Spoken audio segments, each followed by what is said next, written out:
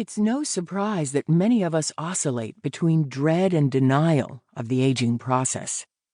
So much for growing. What of the word old? Etymologically, it derives from the ancient Indo-European root all, meaning to grow, nourish. There's that word growth again, and the rich resonance of nourishment, which can take inward and outward forms. But we don't tend to have nourishing associations with the word old.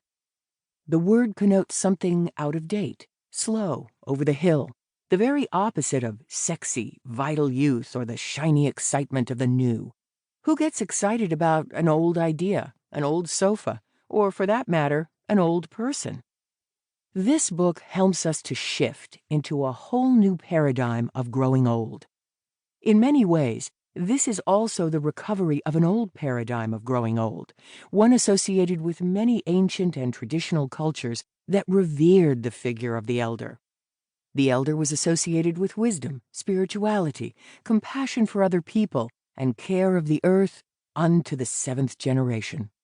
But we have to do our inner work to become an elder. It's not just a matter of chronological longevity. From this perspective, the process of aging, when embraced, can be fulfilling and transformative. We're eldering ourselves. Often when we're young, we're simply too busy, too preoccupied with ego formation and with building a family and career to have much focus on soul development. Aging brings losses, but also opportunities for exploration and deepening. In later life, we can feel nourished by the long life journey we have taken, the other lives we have created or touched, the unlived life we can still experience as we explore new activities and unexpressed sides of the self, and even the eternal life that shines bright within and without.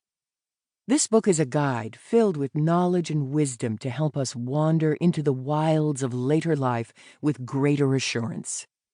To use a more technological metaphor, perhaps this book is like a Swiss Army knife, a kind of tool of tools. Such a knife might include a corkscrew, tweezers, scissors, a screwdriver, or a number of other tools, so its owner can use the appropriate implement to address a variety of challenges.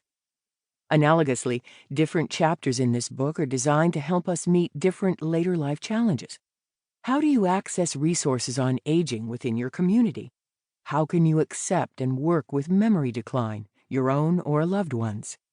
How and when do you locate optimal arrangements when living independently is no longer an option? Aging with Agency offers pragmatic help for these and many other questions. It is not just outward challenges that this book is designed to help with, but also those inward challenges of becoming an elder. Peters teaches that we can continue the process of soul growth even though the body's powers are diminishing. In fact, she shows us that diminishment, when worked with skillfully, often provokes soul growth. When power, status, wealth, and health are diminishing, that situation provides the needed time and the severe challenges that accelerate the search for God and true self. She quotes gerontologist Jane Thibault's notion that aging creates a kind of natural monastery. Just as a monk chooses to stay immobile in order to go on a spiritual journey, to simplify life in order to free up time and energy for soul work, so the austerities of aging may gift us with a monastic experience whether we choose it or not. But whether we choose it or not can make all the difference. As Peters writes, we all most likely know old people who refuse to be elders, unwilling to face the challenges of working with their shadows and revisioning their values. They attempt to return to a time when life was easier or more satisfying. They may be old, but they refuse to move into the aging process and instead cling to former outworn modes of thinking, behaving, and feeling. The result can be the stereotypically sad, bitter, self-righteous, or self-pitying curmudgeon. Perhaps we've known such old people, or at times been one ourselves. This book is designed to help us and our loved ones or clients avoid such a fate. How so? Again, there is no single answer. We need knowledge and wisdom of many sorts. So here, too, the book, like a Swiss Army knife, offers many tools for soul work.